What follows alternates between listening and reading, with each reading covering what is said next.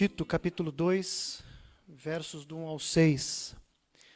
Diz assim a palavra do nosso Deus: Tu, porém, fala o que convém à sã doutrina. Quanto aos homens idosos, que sejam temperantes, respeitáveis, sensatos, sadios na fé, no amor e na constância.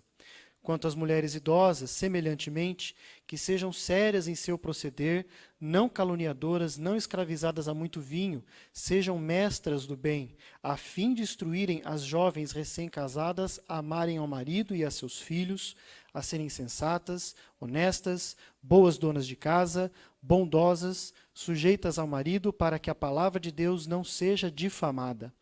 Quanto aos moços, de igual modo, exorta-os para que em todas as coisas sejam criteriosos. Amém? Vamos orar, queridos. Pai amado, nós te agradecemos por esse momento tão especial, tão sublime, onde a tua palavra vai ser exposta, Pai. Nós pedimos, nós clamamos, Senhor, que o Senhor nos ajude. Nós não temos condições de compreender as tuas verdades por nós mesmos. Não é? Embora o Senhor utilize o nosso intelecto, a nossa inteligência, a nossa capacidade de raciocínio, não são estas coisas que têm capacidade de absorver as suas verdades, mas é o teu Espírito trabalhando em nossos corações, que promove a entrada dessas verdades em nossos corações e promove a transformação das nossas vidas, Pai. Nos ajude, nos desafie. Eu clamo por mim nesse momento, Pai. Eu sou apenas um vaso nas tuas mãos. É o Senhor falando com a tua igreja, Pai. Nós pedimos então que o Senhor fale conosco nesta noite e que nós possamos sair daqui com uma visão mais profunda de Ti do que o que nós entramos, Pai. Em nome de Jesus que nós te pedimos. Amém. Amém, queridos. Doutrina, uma questão de vida prática. Essa é a terceira mensagem desta série, e muito provavelmente a última, que eu prego, sobre doutrina e as suas implicações nas mais variadas áreas da vida. Então, nas duas últimas vezes que a gente conversou sobre isso, a gente meditou sobre a importância da doutrina cristã, das doutrinas bíblicas, e como cristão que se aprofunda nela e medita nela, ele, por meio disso, ele vai demonstrando fidelidade a Deus, e nós vimos como a doutrina cristã ela é fator principal na tarefa de fazer discípulos. Basicamente foi isso que a gente viu nas duas últimas vezes em que eu compartilhei a palavra de Deus com os irmãos. E hoje, vem a terceira parte, que é a sequência natural disso. Uma vez que nós falamos sobre fidelidade, sobre a missão da igreja, que é fazer discípulos, vem a parte para dar esse desfecho. Como a doutrina afeta a minha vida prática? Realmente. Mas antes da gente entrar no texto e na mensagem, ainda na introdução, eu penso ser interessante a gente repassar algumas coisas que a gente afirmou nas duas mensagens anteriores, para os irmãos ficarem contextualizados do que a gente vai ver essa noite, e não perder o fio da meada. Então, as mensagens anteriores estão lá no canal da igreja no YouTube. Se você não assistiu, não estava aqui no culto quando nós falamos sobre isso, está lá no YouTube, à disposição, você faz bem em vê-las. Então, a gente viu anteriormente que a doutrina é o conjunto de coisas que você crê. Certo? Essa é uma verdade que a gente afirmou naquelas ocasiões. Eu não tenho como fugir disso. Tudo aquilo que você crê é um corpo doutrinário. E a gente viu que a doutrina ela é o conteúdo da fé. E a fé ela sempre possui um objeto, que é o alvo dela. O objeto é o alvo daquela fé. E a doutrina é o conteúdo dessa fé. Então, a doutrina, sendo o conteúdo dessa fé, ela é aquele conjunto de valores, de conceitos e de pressupostos que formam aquela fé. E, por isso, a doutrina é o elo da fé com o objeto da fé.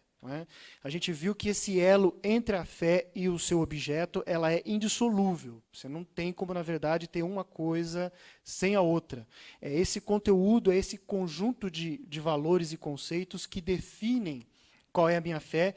Por quê? Porque eles estão sempre de acordo com o objeto da fé. Esses conceitos, eles refletem o objeto. Não tem como, na verdade, você dizer que o objeto da sua fé é X, mas o conjunto de valores que você tem, de conceitos referentes àquele objeto, mostram que o objeto é Y. Não, o conjunto de crenças, de valores, de conceitos, ela sempre reflete o objeto, sempre. Não é? Então, se eu mudo os conceitos, se eu mudo os pressupostos, os valores, eu mudei o objeto. E aí eu já não tenho mais aquela fé que eu disse que eu tinha antes, eu tenho outra fé. Não é? Por isso que não existe tal coisa como aquele clichê que a gente vê muito hoje nas igrejas, né? Por exemplo, as pessoas falam, né? Não, eu sigo Jesus e não doutrinas. Né? Essa frase é uma doutrina. Sigo Jesus e não doutrinas. Né? Essa frase é uma doutrina, a doutrina de que o meu discernimento pecaminoso, depravado, é suficiente para eu identificar aquilo que é de Deus e aquilo que não é de Deus, e basta para eu viver satisfatoriamente nesse mundo louco. Quando a pessoa fala isso, é isso que ela está dizendo. Não é? Então, em outras palavras, eu sigo o que o meu coração diz que é Jesus e não o que a Bíblia afirma sobre ele. A gente viu também que é uma tremenda mentira, não é? A afirmação de que as doutrinas bíblicas elas não são essenciais para a fé. Já ouviu isso? A pessoa fala, não, isso aí não é essencial para a fé, você não precisa acreditar nisso. Isso é mentira. Não é? Isso é uma tremenda de uma mentira. As doutrinas bíblicas elas são, sim, essenciais para a fé cristã. É uma mentira a ideia de que eu posso discordar de uma doutrina bíblica, que eu posso não crer numa doutrina bíblica e ainda assim eu estar em Cristo, ainda assim eu ser salvo, dizer que eu estou num novo relacionamento com Deus. Eu não estou. Nós afirmamos isso nas outras ocasiões que nós conversamos. Né? Então, o elo entre a fé e o seu objeto, ela sempre vai existir. Esse elo é a doutrina. Sempre vai ter relação entre a fé e o objeto. E esse objeto é o que define a fé e não o contrário. Então você vai sempre estar amparado por uma doutrina, sempre. Então a pergunta que você deve se fazer, que eu devo me fazer é, bom, a doutrina que me ampara, ela é bíblica? Eu consigo fundamentar ela pela Escritura? A gente viu também que a doutrina, e por consequência a teologia que ela forma, ela vai definir o meu universo, a minha visão de mundo. Aquele conjunto de crenças, não é, e valores que eu tenho vai determinar a minha perspectiva do universo e vai indicar o meu sistema de valores e de ética. Por isso que uma pessoa que diz que é crente, que diz que é cristã, que diz que é salva, e ela concorda com determinadas ideias e conceitos que são antibíblicos, por exemplo, aborto, não é, ela tem um desvio sério de cosmovisão. Não é, porque a doutrina que define o universo dela não é bíblica. É outra doutrina, e a gente precisa pensar se essa pessoa é mesmo cristã. Eu não sei quantos dos irmãos souberam, ou pelo menos puderam acompanhar, na semana passada, nós tivemos no Supremo Tribunal Federal uma audiência pública com vários setores da sociedade, discutindo sobre a questão do aborto. Não é? E apareceu lá uma pastora luterana fazendo adivinha o quê? Defendendo o aborto. É o exemplo claro do que nós estamos falando aqui. Essa pessoa, muito provavelmente, não é salva. Não é? Então, isso traz a gente para o texto que a gente leu. Né? Tito era um jovem pastor que Paulo tinha deixado ali na ilha de Creta, que fica ali no mar Mediterrâneo, para auxiliar as igrejas que tinham sido instaladas lá, tinham sido fundadas lá. E ele escreve essa carta a Tito para orientá-lo em como ele deveria conduzir os trabalhos ali naquelas igrejas. Né? A gente vê isso no capítulo 1, nos versos 5 a 9. E ele mostra nessa carta aqui, nos versos 10 a 16, também do capítulo 1, o motivo pelo qual ele designou Tito para ir lá para aquelas igrejas para ajudar nos trabalhos. Né? Então, vamos ler lá o texto. Versos 10 a 16 do capítulo 1. Olha lá, porque existem muitos insubordinados, palradores, frívolos e enganadores, especialmente os da circuncisão. É preciso fazê-los calar porque andam pervertendo casas inteiras e ensinando o que não devem por torpe ganância. Foi mesmo dentre eles um seu profeta que disse, cretenses, sempre mentirosos, feras terríveis, ventres preguiçosos. Tal testemunho é exato. Portanto, repreende-os severamente para que sejam sadios na fé e não se ocupem com fábulas judaicas nem com mandamentos de homens desviados da verdade. Todas as coisas são puras para os puros, todavia para os impuros e descrentes nada é puro, porque tanto a mente como a consciência deles estão corrompidas. No tocante a Deus, professam conhecê-lo, entretanto negam por suas obras. É por isso que são abomináveis, desobedientes e reprovados para toda boa obra. Esta é a razão pela qual Paulo mandou Tito para aquelas igrejas. Não é? Então a gente observa que os falsos mestres, as heresias que eles pregavam, eram a razão pela qual Paulo mandou Tito lá em Creta para garantir que aquelas igrejas crescessem de modo saudável. E aí a gente chega finalmente nesses versos de 1 a 6 que nós lemos, aonde Paulo ele vai contrapor os falsos mestres, do versos 10 a 16, do capítulo 1, não é? E seus ensinos falsos, ele vai contrapor isso com o modelo que os cristãos naquelas igrejas deveriam observar. Então, o ponto principal desse texto aqui que eu quero frisar com os irmãos é que o estudo e a meditação da doutrina bíblica para os homens idosos e jovens, para as mulheres idosas e jovens, é dever de todos na igreja. Todos, sem exceção. Todos nós devemos nos engajar nesse ministério, não é? De nos estarmos familiarizados, nos envolvermos com a doutrina, seja para aprender, seja para ensinar outros. Então, da mesma forma que os falsos ensinos, ou a falsa doutrina, não é? Era o que caracterizavam os falsos mestres, e Paulo fala disso nesses versos que a gente acabou de ler, as verdades de Deus, as doutrinas bíblicas, era o que caracterizava os crentes.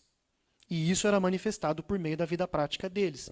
Então, entender esse contraponto que Paulo faz é crucial, porque é a exposição da doutrina bíblica que expõe o falso ensino. Não é?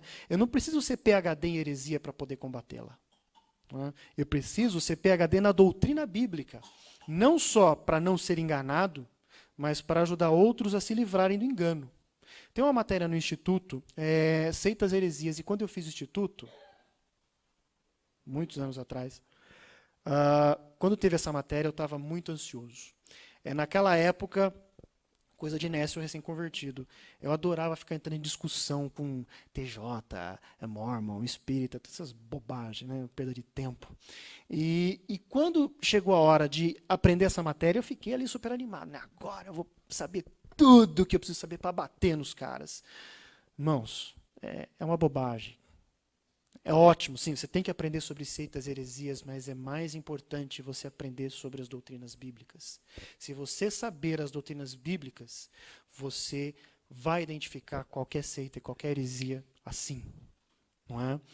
Então, por isso que a gente vai ver em 3 tópicos aqui hoje, como a doutrina bíblica, a qual todos nós precisamos saber e conhecer, como é que ela molda e determina a nossa vida prática. Então, em primeiro lugar, a doutrina bíblica, ela ensina o homem a ser homem. Não é? Verso 2, quanto aos homens idosos, que sejam temperantes, respeitáveis, sensatos, sadios na fé, no amor e na constância. Queridos, a má doutrina, não é? Ou a ausência de boa doutrina, ela, de forma bem sorrateira, ela destrói tudo que ela encontra pela frente. Família, igreja, adoração, trabalho, relações, tudo. E começa sempre pelo homem. Sempre. Não é? Seja através de ideias equivocadas que esse homem nutre sobre Deus e sobre os princípios bíblicos, seja simplesmente pela sua omissão em exercer o seu papel de homem dentro e fora do lar. Né? E essa omissão ela também está relacionada com ideias equivocadas sobre Deus e sobre os princípios bíblicos. Então veja, tudo isso tem relação direta com a doutrina, ou seja, com aquele conjunto de coisas que eu e você acreditamos. O contraponto de Paulo que a gente mencionou há pouco é particularmente curioso aqui nesse tópico do homem, nesse primeiro ponto. Né? Embora Paulo ele tenha em mente aqui o homem idoso, ele fala mesmo aqui quanto aos homens idosos, a palavra aqui, idoso no original, é presbutes, cuja raiz ela vem da nossa palavra presbítero, não é? Que designa aquele homem que já é maduro, experiente, sábio. Em suma, a palavra designa o homem que é adulto. Então, se refere a todos nós aqui que já atingimos a maioridade. Não é? Então, perceba que ele vai relacionar a sã doutrina com homens maduros, adultos. Ele vai dizer o seguinte, não, sã doutrina é coisa de homem maduro, adulto. Não é? Ou seja, o manejo da sã doutrina, a familiaridade que o homem tem com essa doutrina, o se envolver com ela, não só é característica de que nós somos maduros, mas é também o meio pelo qual nós chegamos ao amadurecimento e vamos nos tornando aptos para a gente exercer todas as funções que Deus espera que a gente exerça em todas as áreas da nossa vida. É que eu estou falando de homem mesmo, tá? Mulher vai ter um tópico próprio aqui logo a seguir.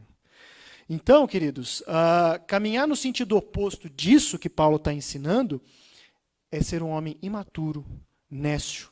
Em resumo, um moleque. Você conhece algum moleque de 60 anos? Né? É aquele homem que acha que doutrina é uma bobagem. Não precisa aprender isso não, isso é bobagem. Não é? Agora, perceba que as características do falso mestre que Paulo coloca aqui nos versos 10 a 16 do capítulo 1, né, são o exato oposto do que Paulo diz que o homem cristão maduro, adulto, deve ser. Olha só, acompanhe aqui comigo, no verso 10 do capítulo 1. Insubordinados, palradores frívolos e enganadores. Essas são as características aqui. Em outra tradução, na corrigida, está desordenados, faladores. Né? Palradores frívolos é isso, falador, sabe? Cara que fica com conversa de pescador, lorotinha, é isso. Né? Faladores, vãos e enganadores. Agora, vamos contrapor com as características do cristão maduro, do homem maduro. Temperante, respeitável, sensato, sadio na fé, no amor e na constância. Na corrigida está sóbrio, grave, prudentes, sãos na fé, na caridade e na paciência. Vocês repararam que as características do falso mestre no verso 10 são as mesmas características de um moleque? O moleque não obedece, é insubordinado, suas conversas são frívolas, superficiais, ele não sabe nada e vive enganando os outros. Você conhece alguém assim? Né? O texto ele ensina para a gente que esse comportamento está diretamente ligado à doutrina, né? Ao conjunto de crenças dessa pessoa. Agora, note ainda que essas características do falso mestre, elas podem ser encontradas também naqueles homens que não amadureceram, que não são presbútes. Não é? Então, esses crentes, eles têm um problema sério de doutrina. Aí você vai falar, não, mas é o comportamento deles. Não, é doutrina. Porque é a doutrina que vai determinar o comportamento. Percebe como a doutrina bíblica ela é crucial para eliminar esse problema? Então, Paulo ele vai relacionar o comportamento cristão ideal maduro do homem, né, com a doutrina. Ele fala no verso 1, tu, porém, fala o que convém à sã doutrina. E aí ele passa a desenhar o cenário oposto ao dos versículos 10 a 16 do capítulo 1, que fala da falsa doutrina e dos seus propagadores, não é? Mostrando o que Tito deveria ensinar às pessoas na igreja. E é o texto que a gente leu na abertura da mensagem. Então, o processo de ensino, que tem como base a exposição das doutrinas bíblicas, ele vai promover sempre o amadurecimento e o crescimento na vida do crente que está participando desse processo. Meu irmão, você é homem, faz diferença na sua vida prática conhecer, se aprofundar e se envolver com as doutrinas bíblicas. Você é o sacerdote do seu lar. Não é? Você é o pastor do lar, podemos dizer assim. Então, se você acha que essa questão de doutrina é uma bobagem, que isso não é importante, que isso é coisa só para pastor, seminarista, para quem prega aqui na frente, né? O seu destino é se tornar uma espécie de falso mestre dentro da sua casa. Não é? Por quê? Porque Deus te incumbe de ser o mestre dentro do seu lar, podemos dizer assim. Então, se você não se envolve com isso, a sua tendência é desenvolver essas características do verso 10 do capítulo 1. Insubordinados, falador, frívolo, superficial, enganador. Não é? Então, homens, nós precisamos nos envolver com isso. Não é? Por exemplo, você homem, né, sabia que os princípios bíblicos para o casamento são uma doutrina, e um desses princípios ensina que o seu casamento, e o meu também, né, ele existe para contar uma história que não é sua? Você sabia disso? Que o seu casamento ele existe para contar uma história que não é sua? Né? Paulo ele vai nos dizer em Efésios, lá, capítulo 5, versos 22 a 32, que o casamento ele aponta para o relacionamento de Cristo com a igreja. E que o casamento deve refletir esse relacionamento. No verso 32, ele encerra a exposição falando, olha, grande é esse mistério. Nos versos 22 a 31, que ele vai falando lá do papel do homem, da mulher no lar, no casamento, etc. E ele encerra dizendo, grande é esse mistério, mas eu me refiro a Cristo e à igreja. Não é? Então, quando você olha para o seu casamento com essa perspectiva, que é a perspectiva bíblica correta, não vai sobrar muito espaço para falar de divórcio, por exemplo. Quando você sabe que o seu casamento não é sobre você e sua esposa é sobre Cristo, divórcio dificilmente vai entrar na pauta do dia. Não é? Porque você sabe que, na verdade, a relação de vocês não conta a história de vocês. Então, quando eu, como homem, eu acho que essa história toda de doutrina é perda de tempo, é bobagem, enfim, que é o que muitos homens na igreja hoje pensam, né? Vocês podem ter a certeza de que meu casamento, por exemplo, ele está bem longe de minimamente refletir a relação de Cristo com a igreja. Meu casamento ele não vai mais contar essa história, que é a história de Cristo e a igreja. E isso vai refletir nas outras áreas dentro do lar. Educação de filhos, provisão de sustento, como eu encaro meu trabalho, tarefas domésticas, etc. Então veja que o problema de masculinidade que hoje a gente enfrenta nas igrejas, né, que está cheio de homens bobocas, filhinhos da mamãe, é antes de tudo um problema de doutrina. Então, irmãos, queremos ser homens bíblicos? Nos voltemos para a doutrina. A nossa família agradece. E a igreja também. Em segundo lugar, a doutrina ensina a mulher a ser mulher. Verso 3. Não é? Quanto às mulheres idosas, semelhantemente que sejam sérias em seu proceder, não caluniadoras, não escravizadas a muito vinho, sejam mestras do bem. Então Paulo ele vai fazer o mesmo contraponto aqui com as mulheres. E novamente, ainda que ele tenha em mente as mulheres idosas, no original, a palavra, no verso 2 aqui, mulheres idosas, é presbutes. Então é a mesma coisa. Né? Então o comportamento cristão adequado, né, sendo resultado da exposição da mulher à doutrina bíblica, vai levar ela a desenvolver uma feminilidade madura, experiente, sábia, bíblica. Agora veja que ele usa o termo caluniadoras aqui no verso 3, né? Não sendo caluniadoras. E esse termo ele é particularmente interessante. No original, essa é a palavra diabolos. Esse termo aparece 34 vezes no Novo Testamento. Todas as vezes em referência a quem? Ele mesmo, o diabo. Não é? Então é isso mesmo. A mulher caluniadora, fofoqueira, que fica se intrometendo na vida dos outros, né? É uma diaba. Faz o trabalho de Satanás, o maior caluniador e fofoqueiro que existe. E claro, a mulher que assim se comporta é uma menina que não cresceu, não amadureceu. E sendo uma menina, ela vai dar vazão a um monte de ideias de meninas. Feminismo, sororidade e mais um monte de bobagens aí que vocês podem imaginar. Então, de novo, a gente está diante de uma questão de doutrina. Então, a mulher, da mesma forma que o homem, ela precisa estar familiarizada com a doutrina bíblica, ela precisa aprendê-la, ela precisa se aprofundar nela. Por quê? Porque Deus confiou a ela uma tarefa sobremaneira nobre, ensinar as mulheres mais novas. Verso 4. Não é? Então, a gente percebe que Paulo não diz que é Tito quem tem que ensinar as mulheres mais jovens, mas que é o papel das mulheres mais velhas ensinarem as mulheres mais novas. Não é? Então, a doutrina ela vai gerar na mulher uma vida piedosa, não é? Amar o marido, ser honesta, sensata, boa dona de casa, as características que o verso aqui nos traz. Né? E isso vai lhe conferir o direito e a credibilidade para ensinar as mulheres mais novas. A falta disso, por outro lado, vai macular esse ministério dela, tão importante, ela não vai conseguir ensinar corretamente as mulheres mais novas e, como resultado, ela vai se comportar como uma diaba. Não é? Vai se intrometer na vida dos outros, sufocando, etc. Irmã, ouça com atenção. Sua filha não se casou ainda? É sua tarefa ensiná-la a viver uma vida piedosa que agrada ao Senhor. É o que o texto está falando para nós aqui. Não é? Sabe aquelas mães que acham que a menina não pode pôr os pés na cozinha? Né? Que a menina que, minha filha não vai pisar na cozinha porque a mulher que fica na cozinha é escrava do marido. Já escutou isso? Não é? De novo, isso é um problema de doutrina.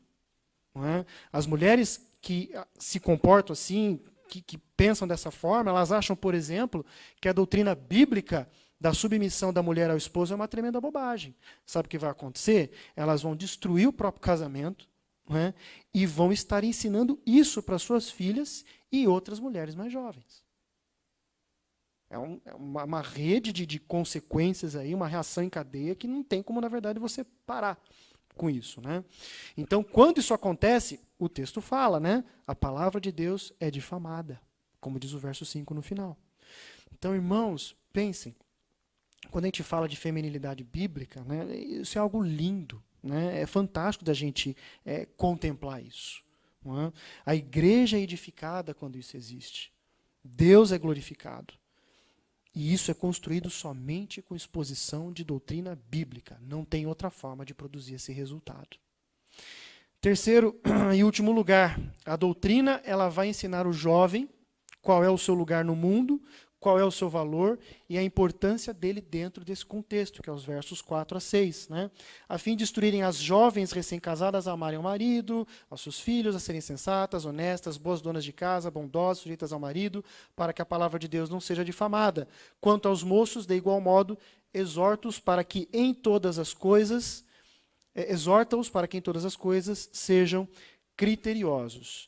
Não é novidade para ninguém que todas as igrejas têm, em maior ou menor grau, problemas com jovens. Não é? E isso ocorre porque a gente tem a tendência de transitar entre dois extremos. Né?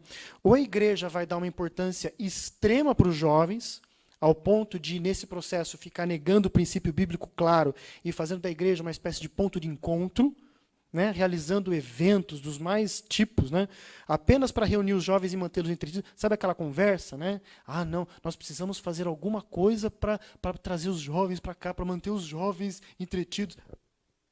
Isso é da extrema importância. Né? Ou o outro extremo. Ignora os jovens por completo, como se eles não existissem, como se eles não fizessem parte da igreja, deixando eles ao léu. Né? Esse tipo de comportamento extremo, tanto para um lado quanto o outro, vai potencializar uma tendência natural de qualquer jovem, que é qual? Ficar prolongando a sua adolescência. Não é? Você já reparou que o jovem quer sempre ser jovem? Não é? Nunca quer assumir responsabilidade mais séria. Então ele quer os bônus da vida adulta sem as responsabilidades que esses bônus trazem. Não é? Então a questão aqui é que o mundo lá fora promove justamente esse estilo de vida. Como é que eu corto esse círculo vicioso? Doutrina. É a doutrina que vai pôr as coisas nos eixos, né, mostrando ao jovem que ele tem um valor intrínseco, ele tem uma importância, ao mesmo tempo em que vai ensinar que a juventude ela é uma espécie de estágio, ela é um estágio que prepara a pessoa para a vida adulta. Né? Paulo vai usar aqui o termo criteriosos para estabelecer o padrão cristão de todo e qualquer jovem. Essa palavra no original ela traz a ideia de uma pessoa ter uma mente sã, não é? Ou seja, alguém mentalmente saudável, que exerce autocontrole, que pensa sobre si mesmo de forma moderada, sóbria, freando as próprias paixões. Ou seja, a etapa da vida do jovem é um momento onde estas coisas elas têm que ser estabelecidas, construídas, lapidadas, tratadas, para que quando ela chegar na idade adulta, ela já está com tudo isso formado e vai apenas exercitar e fazer os ajustes necessários conforme a necessidade vai aparecendo. Né? O problema que a gente tem hoje nas igrejas é uma geração inteira de adultos que está construindo estas coisas, quando essas coisas deveriam ter sido construídas lá atrás, na juventude. Agora, por que isso aconteceu? Porque alguém, em algum momento, achou que essa história de doutrina é uma bobagem, que é coisa só para pastor, só para seminarista, só para pregador, e isso foi sendo passado de geração em geração até nós chegarmos aqui. Não é? Então, o autocontrole, por exemplo, é algo que a gente tem que construir na juventude para ser exercido na vida adulta. Não é? A gente vê hoje adultos tentando construir um processo de autocontrole quando ele está numa fase onde ele deveria estar exercitando isso, não construindo isso. Não estabelecendo isso. De novo, o que traz ordem para esse cenário caótico é a exposição da doutrina bíblica. O problema aqui é que a gente acha que o jovem não tem condições de aprender a doutrina bíblica. Fala que você vai ensinar doutrina numa classe de adolescentes, por exemplo. Ah, eles não vão entender. É muito complexo. É muito difícil. É engraçado, né? Porque a gente acha que os jovens têm condições de aprender matemática avançada, física quântica, química, filosofia, política, menos a palavra de Deus. Não é? Conta a história de um jovem de 19 anos que foi pregar o seu primeiro sermão como pastor em Londres, e ele pregou sobre a doutrina da imutabilidade de Deus, baseado em Malaquias 3,6, que diz: porque eu, o Senhor, não mudo, por isso vós, ó filhos de Jacó, não sois consumidos. Quantos jovens você conhece que podem falar só 5 minutos sobre a imutabilidade de Deus? Quantos jovens você conhece? Eu não conheço nenhum. Nenhum.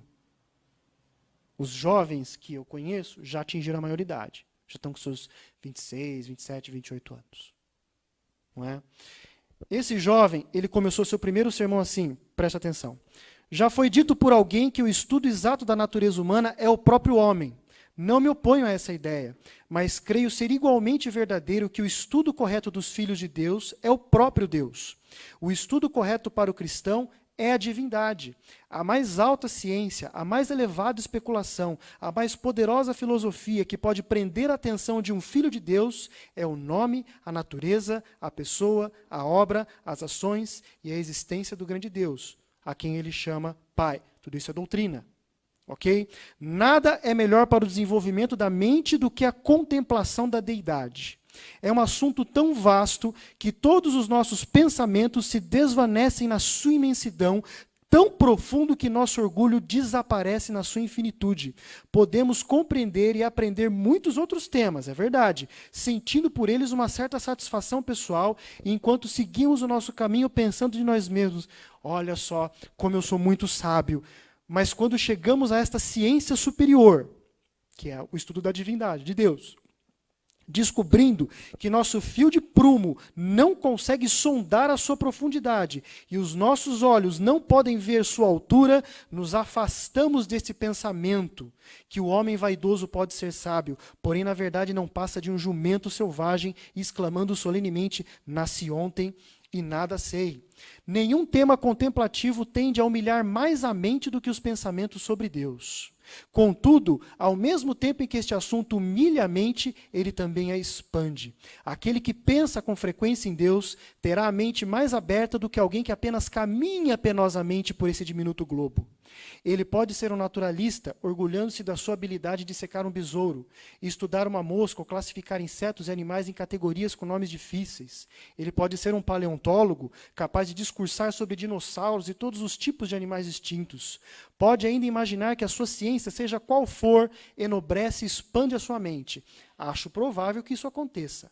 Mas, acima de tudo, o mais excelente estudo para expandir a alma é a ciência de Cristo e este crucificado, como também o conhecimento da deidade na gloriosa Trindade. Nada alargará mais o intelecto, nada expandirá mais a alma do homem do que a investigação dedicada, sincera e contínua do grande tema da divindade. Ao mesmo tempo em que humilha e expande, esse assunto é eminentemente consolador. Na contemplação de Cristo há consolo para todas as tristezas. Na meditação sobre o Pai há descansos para toda dor. Na influência do Espírito Santo, alívio para todas as mágoas. Você quer esquecer a sua tristeza? Quer livrar-se de seus cuidados? Então vá, atire-se no mais profundo mar da divindade de Deus. Absorva-se na sua imensidão e sairá dele como que descansado no sofá, tendo-se refrescado e revigorado. Não conheço coisa que mais possa confortar a alma, acalmar as ondas da tristeza e da mágoa, pacificar os ventos da provação, do que uma meditação piedosa a respeito da deidade. É para esse assunto que eu chamo a atenção de todos nesta manhã. Essa é a introdução do primeiro sermão pregado por esse jovem de apenas 19 anos para toda uma igreja no domingo de manhã. Entendeu? Tem mais profundidade e beleza de Deus nesses primeiros minutos aqui que eu li para vocês do que em muitos sermões de pregadores que estão há anos na igreja. Então hoje a gente acha que os jovens são incapazes de aprender essas doutrinas mais profundas. Este jovem aqui prova que isto é falso. Sabe quem é esse jovem? Charles Haddon Spurgeon. Pastor batista, também conhecido como príncipe dos pregadores. E sabe o que é mais chocante? Ele não fez seminário. Ele não fez seminário. Sabe com quem ele aprendeu as doutrinas bíblicas? Com uma cozinheira que trabalhava na escola onde ele era professor assistente. Sabe o que é isso? É uma mulher mais velha, pondo em prática o verso 6. Exorta os jovens para que em todas as coisas eles sejam criteriosos, ou seja, tenham uma mente sã, exerçam autocontrole, refreiem as paixões, sejam mentalmente saudáveis. Como ela pôs isso em prática? Ensinando doutrina àquele jovem. Não é? Essa cozinheira, ela entendeu o valor da doutrina bíblica. Ela percebeu a implicação dela na vida prática. Ela não achou que isso era preceito de homens. Ela não achou que isso era coisa só para pastores e líderes. E por causa disso, foi a principal responsável pela formação daquele que hoje é conhecido como o príncipe dos pregadores. A pergunta que eu faço é, onde é que estão as nossas cozinheiras? Eu concluo, queridos, essa mensagem e essa série citando o Salmo 138, 2.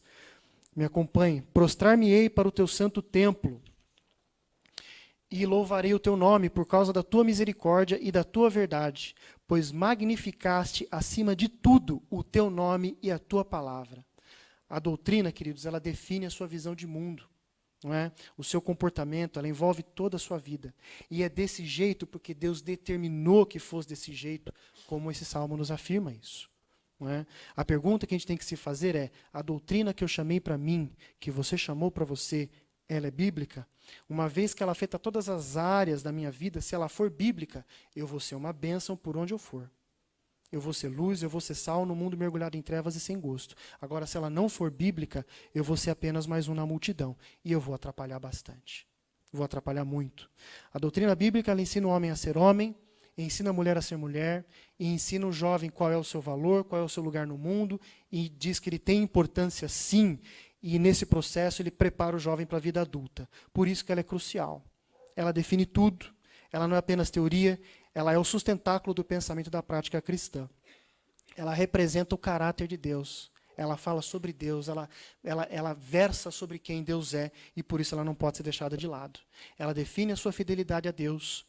Ela é essencial na sua tarefa de fazer discípulos e ela molda a sua visão de mundo e determina as suas escolhas e as suas ações, moldando você no que você é. Você é o que você é hoje por causa da doutrina que você tem para você. Não é? Então, Deus nos desafia essa noite, queridos, a gente rever os nossos conceitos e paradigmas sobre esse tema. Então, que a gente possa aproveitar as oportunidades que Ele nos dá, para que a gente cresça na graça e no conhecimento dEle. E nós aqui, queridos, na Vila Teixeira, como a gente é privilegiado. Nós temos o nosso próprio instituto. A gente não precisa recorrer a mais ninguém. Nós temos toda uma estrutura montada para promover esse tipo, né, de ensino, e que é para todo mundo, não é só para quem tem chamado ministerial. Poucas igrejas têm esse privilégio. Poucas igrejas. E esse privilégio está aqui à nossa disposição. Então, você quer viver uma vida verdadeiramente piedosa? Uma vida que impacta as pessoas à sua volta e que glorifica a Deus? Você quer expandir a sua alma, a sua mente? Você quer ser consolado nas suas angústias e nas suas tribulações? Então você vai ter que seguir o conselho do Spurgeon. Você vai ter que mergulhar na investigação dedicada, sincera e contínua do grande tema da divindade. Ou seja, você vai ter que abraçar as doutrinas bíblicas.